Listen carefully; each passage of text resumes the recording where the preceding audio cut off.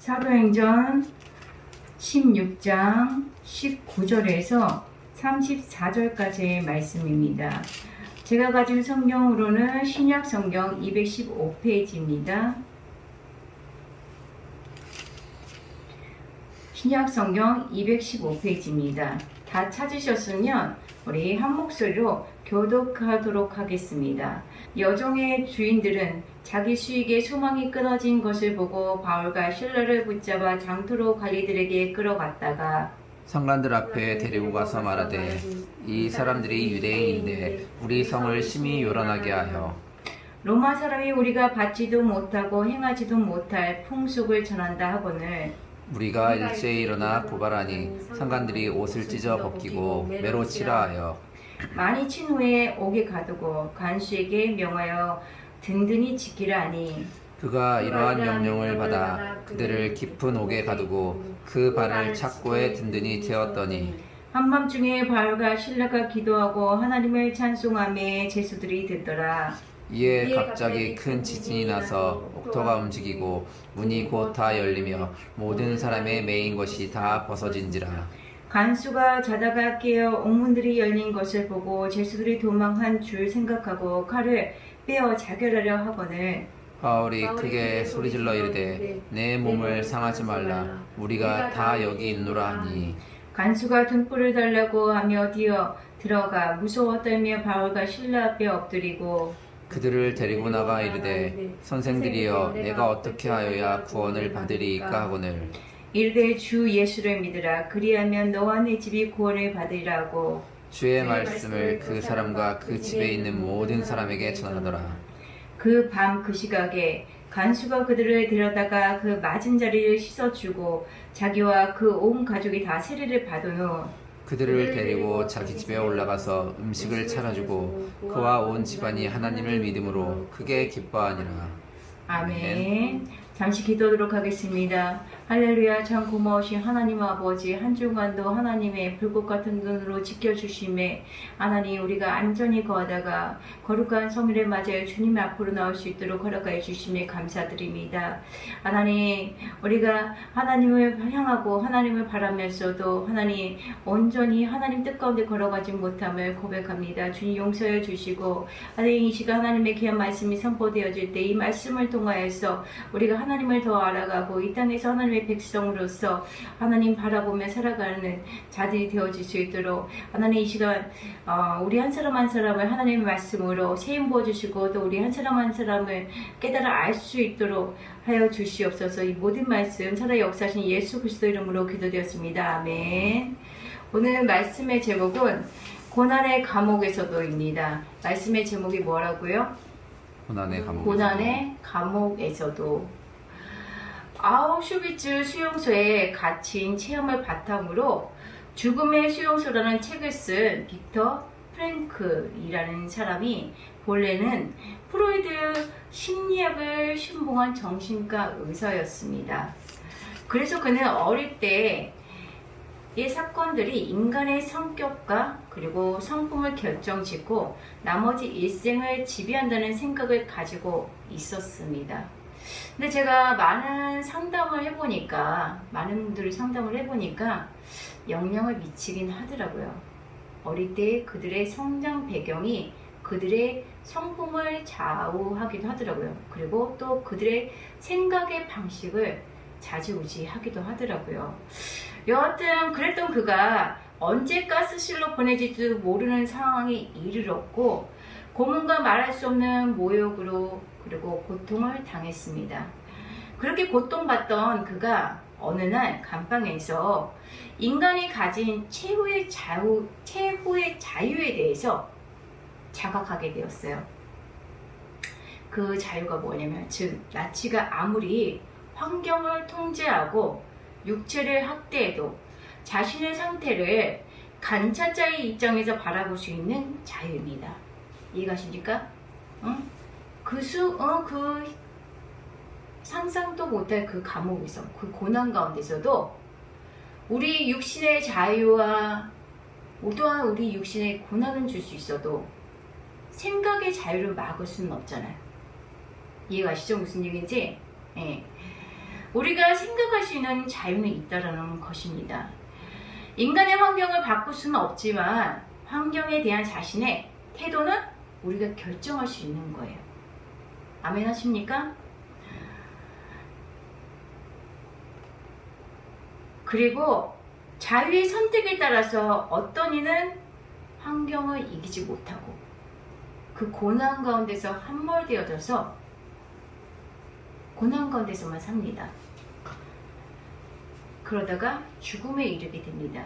또한 어떤 이는 혹독한 고난 가운데서 혹독한 이 환경 가운데서도 이겨낸다라고 진술하고 있어요. 비슷한 예가 또 하나 있습니다. 저희들 어릴 때 있었던 일이죠. 성풍백화점이 무너졌잖아요. 그쵸? 그 무너진 데 깔렸던 수많은 사람들이 죽었어요.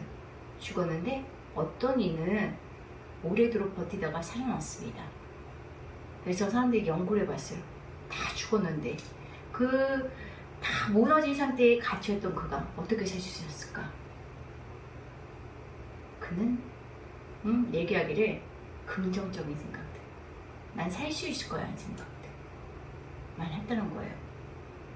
똑같은 감옥 혹은 시멘트 바닥에 깔려 있어도 어떤 이는 죽을까봐 공포에 덜덜덜 떨면서 사는 사람이 있어요. 그 사람은 죽을 수밖에 없어요.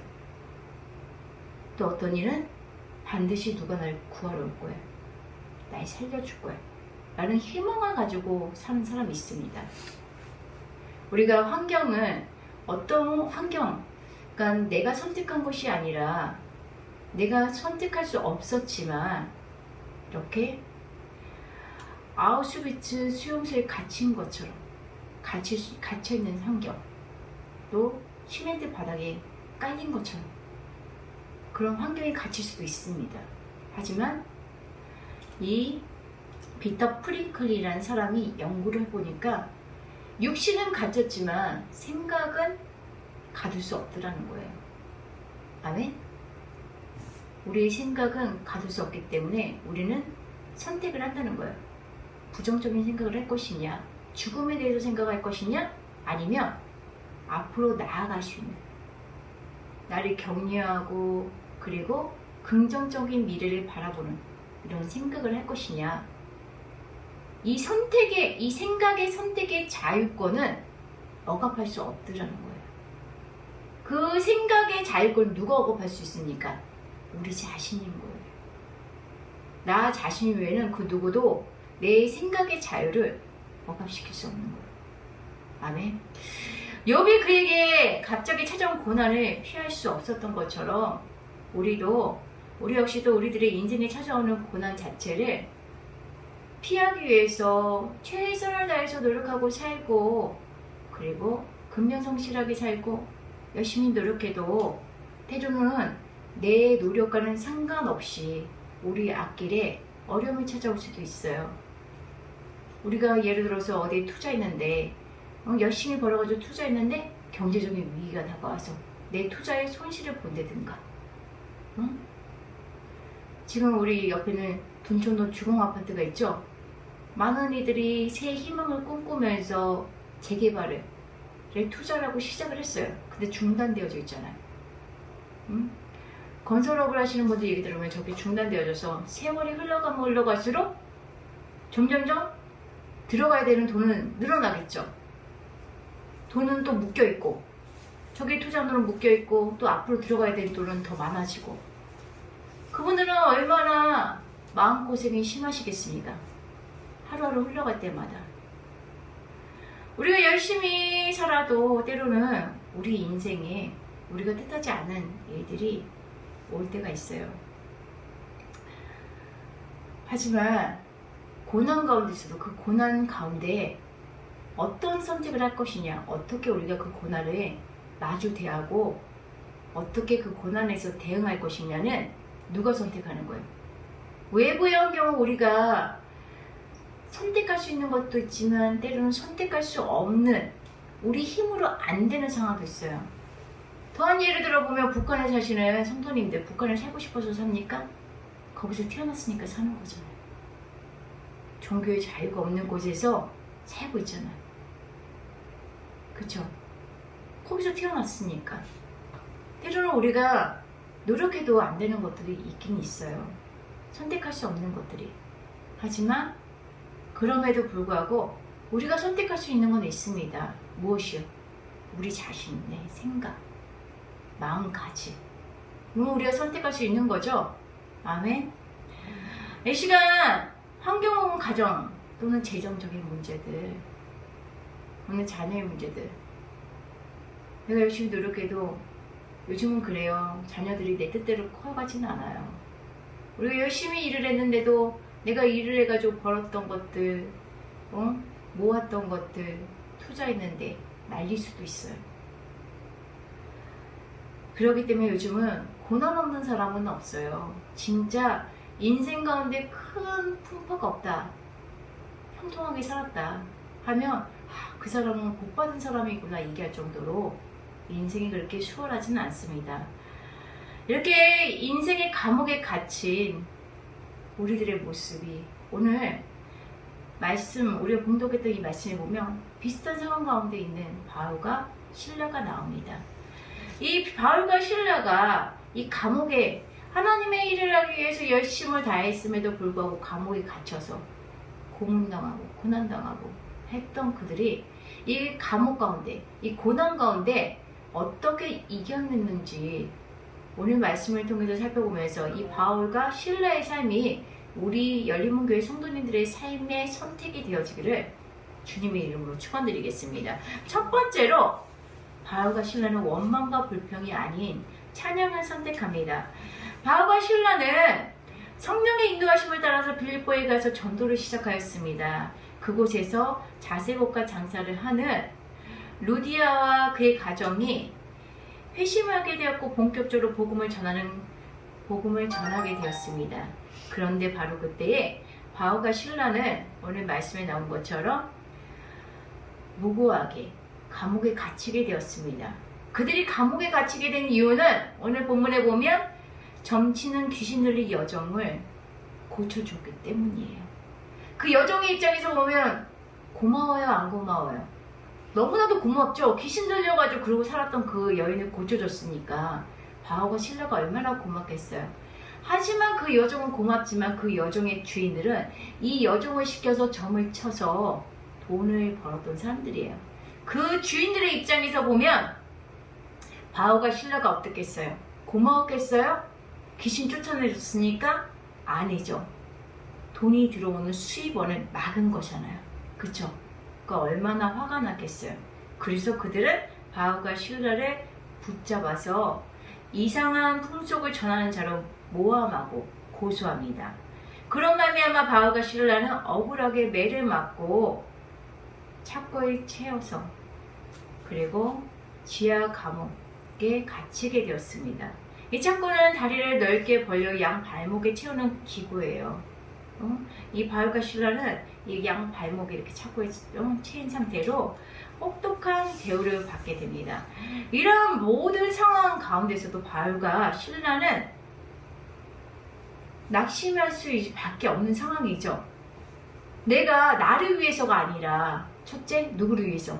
하나님을 위해서 복음 전한 거잖아. 두 번째 어떻게? 나하고 전혀 상관이 없는 사람이야. 귀신 들려가지고 점치고 있던 이 무당. 나하고 전혀 상관이 없는 자지만 그 영혼이 불쌍해서 그를 고쳐줬잖아. 그쵸?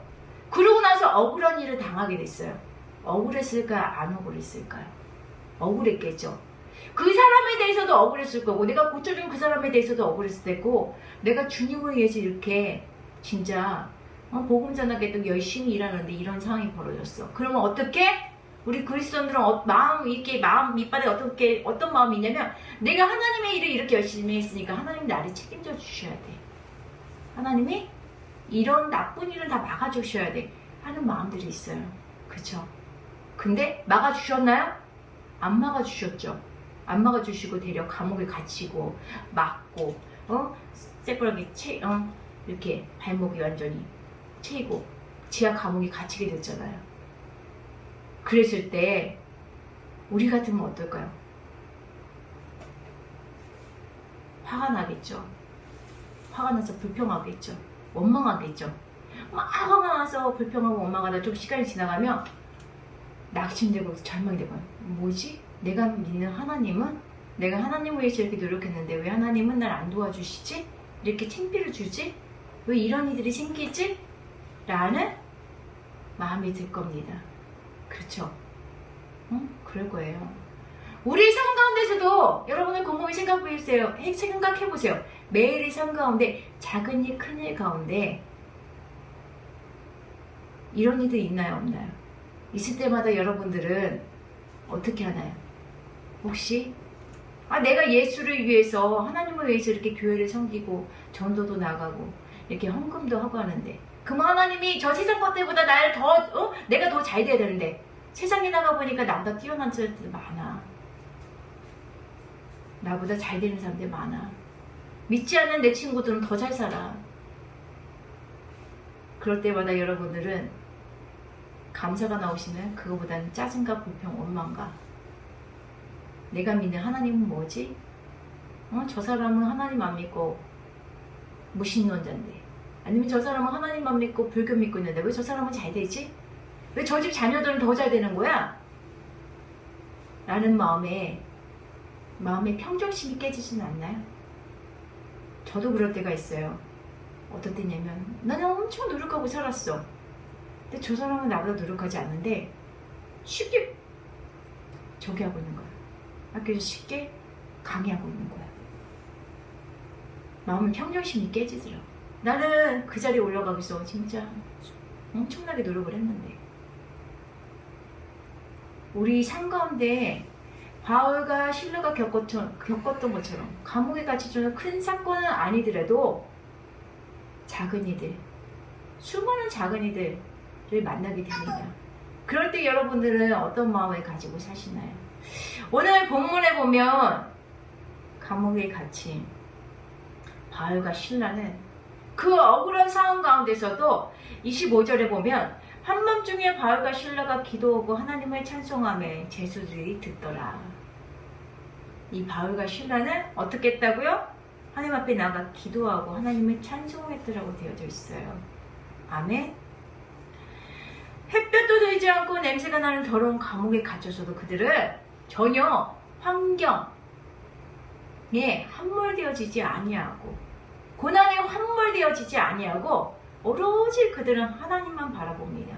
하나님만 바라보고, 내가 이렇게 열심히 했는데 열심히 하지 않은 저들은 저렇게 사는데, 아니면 내가 이렇게 주를 위해서 이렇게 헌신했는데, 아니면 저렇게 불쌍한 자를 위해서 헌신했는데 라고 말하지 않습니다. 불평하지 않습니다. 하나님, 내가 주를 위해서 이렇게 헌신했는데 왜 나를 감옥에 이렇게 가게 하셨나요? 라고 원망하지 않습니다. 눈앞에 있는 환경과 문제에 초점을 맞추잖아요. 그들은 오로지 하나님만 바라봅니다. 그 하나님 앞에 나아가 기도하고, 그리고 그 하나님을 찬양합니다. 아멘. 우리 삶 가운데 지금 현재 고난 가운데 계신 분들 있을 거예요.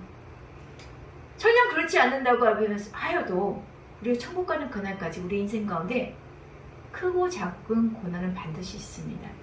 크고 작은 고난 가운데 바울과 실라처럼 원망하고 불평하고 낙심하고 절망하지 마시고 기도하고 하나님을 찬양하세요. 기도하고 찬양하고, 감옥에 갇혔다가 나온 바울과 실라는 나 이제는 이런 일 안 해. 이제는 주를 위해서 노력 안 할 거야. 이러지 않습니다. 다시 주를 위해서 헌신하고 자기의 해야 될 본분의 그 길을 걸어갑니다. 오로지 하나님 앞에 집중하시기 바랍니다. 고난 가운데 있을 때 기도하고 찬송하시고, 그리고 나에게 맡겨주신, 하나님께서 나에게 맡겨주신 일을 최선을 다하시기 바랍니다. 두 번째로는 바울과 실라는 절망이 아닌 소망을 선택합니다. 본문 19절을 보면 여정의 주인들은 자기 수익에 소망이 끊어진 것을 보고 바울과 실라를 붙잡아 장터로 관리인들에게 끌어갔다가 귀신이 쫓겨나감으로 인해 더 이상 종이 점을 치는 것으로 돈을 벌 수 없게 된 사실을 이 주인들은 인식하게 됩니다. 그들은 종의 영혼이 어떻게 되든, 이가 그 종이 귀신 들려가지고 귀신 때문에 고난을 당하든 말든 오직 그 종이 벌어오는 돈에만 관심이 있습니다. 하지만 바오가 신라는 어떻게 해요? 돈이 아니 영혼을 선택합니다. 그 종의 영혼, 자기하고 하등 상관도 없는 그 종의 영혼을 선택합니다. 비록 그 종의 영혼을 선택하고 그를 도와주다가 바오가 신라는 눈에 보이는 어떻게 현실인 감옥에 갇히고 착고에 매이게 되었습니다. 그리고 고난을 당하고 또한 수욕을 당하며 하나도 그들을 위해서 해결해 주지 아니하신 하나님을 만나게 됩니다. 그럼에도 불구하고 아까 아우슈비츠 수용소에서 생각의 자유에 대해서 깨닫게 됐던 빅터 프랭클린처럼 그들은 그 고난 가운데 원망과 불평과 절망, 낙심됨을 선택하지 아니하고 오로지 어떻게? 소망에 살아 역사하신 하나님, 놀라우신 하나님, 앞으로 더 좋은 것을 주실 그 하나님을 선택합니다. 아멘? 아멘. 그렇기에 고난 가운데 이 고난의 무게에 짓눌리지 않고 절망의 무게에 짓눌리지 않고 찬송할 수 있었던 거예요. 아멘? 우리도 인생을 살아보다 보면 어떨 때 큰 문제가 나오면 아무것도 할 수 그 문제의 무게에 눌려가지고 아무것도 할 수 없을 때가 있어요. 그 몸져 눕게 되죠.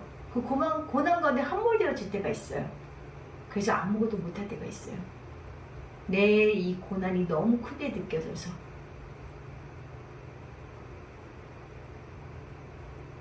오늘 본문은 우리에게 두 종류의 사람이 있음을 보여주고 있어요.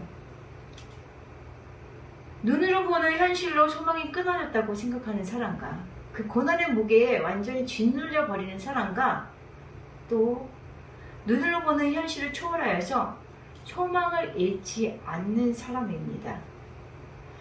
여러분들은 어떤 사람이 되어지기를 선택하실 겁니까? 고난이 다가올 때마다 고난에 짓눌려서 자기 문제에 짓눌려서 하루 종일 그 얘기만 하더니 그 사람 때문에 힘들어, 그 문제 때문에 힘들어, 저기 때문에 힘들어 하면서 불평과 원망하는 사람이 되겠습니까? 아니면 그 고난보다 더 크신 하나님, 더 위대하신 하나님을 바라보며 앞으로 지금 현재는 우리 삶 가운데 이 큰 고난이 있지만 앞으로 나의 인생은 잘 될 거야. 우리 하나님이 반드시 나를 지켜주실 거야. 나를 끌고 가실 거야. 고난이 아닌 소망을 선택하실 겁니까? 여러분들이 어떤 선택을 했는지 여러분들의 언행을 보면 나타나요. 고난을 선택한 사람은 그 입술에서 고난에 대한 말만 나올 것입니다. 원망하고 불평하고. 근데 소망을 선택한 사람은 미래를 바라보고 믿음은 바라는 것들의 실상이라고 앞으로 나의 삶 가운데 주어질 더 좋은 것들을 바라보고 소망하며 더 좋은 것을 주실 하나님을 찬양하며 나아갈 것입니다. 우리의 언행에서 나오는 것을 보면 우리가 무엇을 선택했는지 알 수가 있어요. 우리 열린문교회 모든 성도님들 크고 작은 고난 가운데 불평 원망하지 마시고 소망을 선택하시기 바랍니다. 우리 눈앞에 보여지는 것들, 지금 현재 보여지는 이 상황에 함몰되어지지 마시고 믿음은 바라는 것들이 실상이라고 하셨사오니 아브라함이 없는 중에 하나님이 아브라함에게 내가 너에게 아들을 주리라는 그 약속 믿고 나아갔잖아요. 나아갔던 것처럼 그 약속 믿고 쭉 견뎌갔던 것처럼 더 큰 것을 주실 하나님을 바라보고 소망하고 언행, 입으로 나오는 말과 행동을 하시기 바랍니다. 아멘. 마지막 세 번째로는 배신이 아닌 헌신을 선택합니다. 많은 성도들이 여러 가지 직분을 맡아 열심히 주의 일에 충성하고 나는 하나님을 사랑해요, 하나님의 은혜가 감사해요 찬양하고 예배옵니다. 그러다가 그들의 삶 가운데 어려움이 찾아오면 곧 시험이 듭니다. 불평하고 원망하고, 그리고 하던 것들, 자기가 맡았던 하던 것들 다 내려놓습니다. 나 안 해. 나 지금 너무 힘들어. 난 안 할 거야. 내 문제가 너무 힘들어 하면서. 네, 오늘 본문, 네, 바울과 신라의 모습을 보십시오. 복음을 전하는 가정으로 인해서 그들은 수욕과 고통을 당하게 돼요. 그럼에도 그들은 복음을 전하겠다는 열정과 하나님을 향한 헌신이 조금도 줄어들지 않습니다. 우리 믿는 자들은 그들이 어린아이와 같은지 성장한 장성한 분량이 되었는지는 그들이 축복을 받았을 때 또 알 수가 있지만 고난 가운데 있을 땐 더 분명해집니다. 여러 가지 문제가 있을 때, 고난 가운데 있을 때, 무엇이 걸림돌이 되어졌을 때, 성도 간의 문제가 생겼을 때, 자녀의 문제가 생겼을 때, 혹은 너무 세상에서 잘 돼서 일이 많았을 때, 여든 다양한 이들이 있을 때, 그가 그럼에도 불구하고 그의 중심이 하나님께로 있는지는 그가 하나님 앞에 하는 걸 보면 알 수 있어.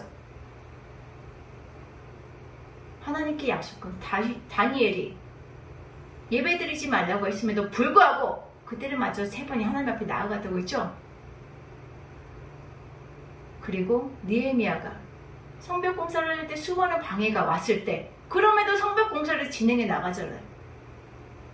그가 하나님 앞에 충성되어졌는지 성실했는지는 바로 그 순간 그의 모습을 보면 알 수 있는 겁니다.